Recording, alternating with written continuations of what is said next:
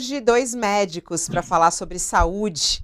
Dr. Gonzalo Vecina conosco ao vivo aqui. Olá, doutor Vecina, saudades, bom dia, seja bem-vindo. Bom dia, Fabiola. Um grande prazer voltar aqui, estar com você e para discutir o voto declarado também aqui com o colega amigo. Olá, doutor Edmilson Migovski conosco também, que aceitou participar desse quadro. Olá, doutor Edmilson, bom dia, seja bem-vindo. Bom dia, Fabiola. Bom dia, caro Gonzalo Vecino. Prazer falar com vocês. Vamos lá, o voto declarado é assim. Eu começo perguntando para cada um de vocês, dou 2 minutos para que explique por que escolhe um e por que não escolhe o outro. E eu começo com o doutor Migovski. Por que o senhor vota em Bolsonaro? 2 minutos. Questão em relação ao principal problema que nós enfrentamos em 2020, 2021, trata-se da Covid-19. Esse é o fato que talvez tenha servido de muita crítica ao presidente Bolsonaro. E aí eu pego para comparar uma outra situação, que foi a gripe H1N1, ocorrida no então governo do PT, cujo ministro da Saúde na época era o José Gomes Temporão. E a forma como ele conduziu essa pandemia, no meu ver, no Brasil, foi muito ruim. Então, comparando uma situação com outra, é por isso que a minha tendência é votar no presidente. Não, o meu voto certo é no presidente Jair Bolsonaro pela reeleição. Isso por quê? Em 2009 e 2010, houve, por parte do PT, uma ação muito atabalhoada do meu modo de ver em relação à pandemia de gripe. Na ocasião, eles demoraram no mínimo 6 meses para iniciar a vacinação de uma enfermidade que é fácil de você identificar e fácil de conduzir, porque é uma velha conhecida de nós médicos, né? Não seria a primeira pandemia de gripe. E a outra situação foi que o medicamento utilizado para tratamento ele foi restrito de uma forma absurda e retirado do mercado privado na ocasião. Então, nós médicos, tanto o setor público quanto o setor privado, não tivemos o direito de atuar do ponto de vista médico. Então, quando eu penso, né, a forma como o PT conduziu a pandemia de H1N1 e como ele diz que conduziria a Covid, com fechando tudo, obrigando as pessoas a tomarem vacina, restringindo o uso de medicamentos reposicionados, como é a minha opinião, nós vivemos hoje, né? Tivemos mais de 600 mil mortos no Brasil, e certamente, se os médicos fossem proibidos de tratar como nós tratamos e salvamos todas as vidas, o número de mortes seria maior. Obrigar a vacinação, exigir passaporte e restringir o uso do medicamento, no meu entender, seria uma conduta do PT, porque já fizeram isso em 2009, 2010. Por isso que eu Ok. voto pelo Jair Messias Bolsonaro. Bom, 2 minutos para o senhor. Eu vou passar agora 2 minutos para o doutor Gonzalo Vecina dizer por que ele vota em Lula nesse segundo turno. Doutor Vecina. Eu quero lembrar primeiro dos mais médicos. Nós temos um problema grave de cobertura de médicos no Brasil.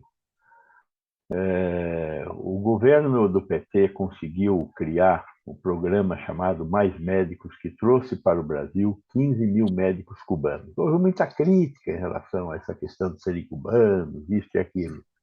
Mas o fato é que cada médico desses acabou responsável por 3 mil pessoas brasileiras, 3 mil brasileiros em locais onde não existiam médicos. Nós falamos de 15 mil médicos vezes 3 mil pessoas, estamos falando de 45 milhões de pessoas que passaram a ter acesso ao tratamento médico. A primeira coisa que esse governo fez foi proibir, acabar com mais médico e não colocou nada no lugar. A outra questão foi essa questão fundamental da vacinação.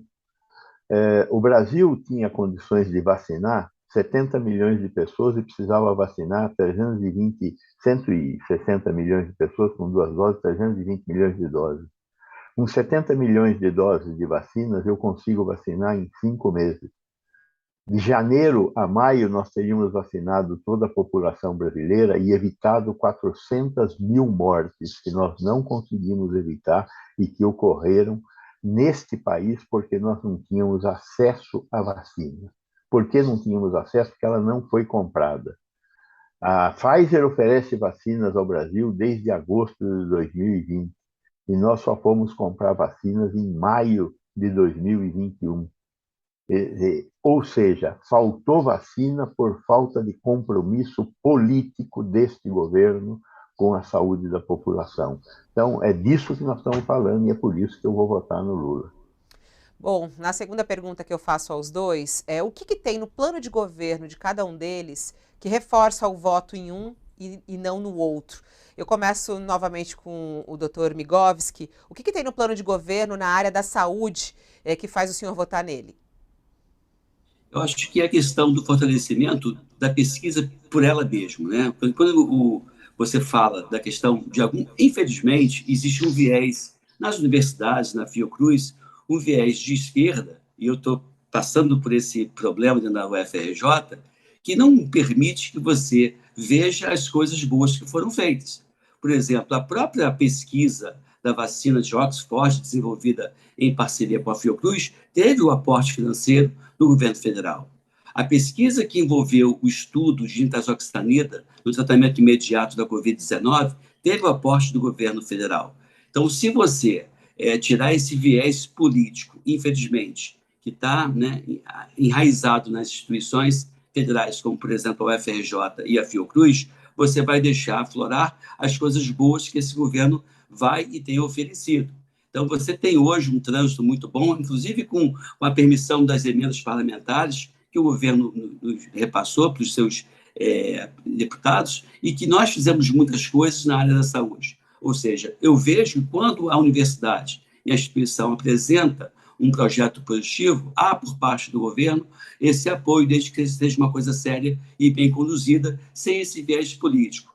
Então, eu vejo hoje na colocação de médicos no interior, no plano de carreiras de médicos, a possibilidade de você ter problemas como o interior sem o médico, com esse médico, nem que seja por um período de transição, para que ele possa realmente doar. E as faculdades de medicina estão em número suficiente no nosso país. Então, essa necessidade de colocar médicos provenientes de Cuba, e a gente sabe que nem sempre são médicos, foi, para mim, um outro erro que o governo do PT fez, e que a gente pode corrigir na próxima gestão.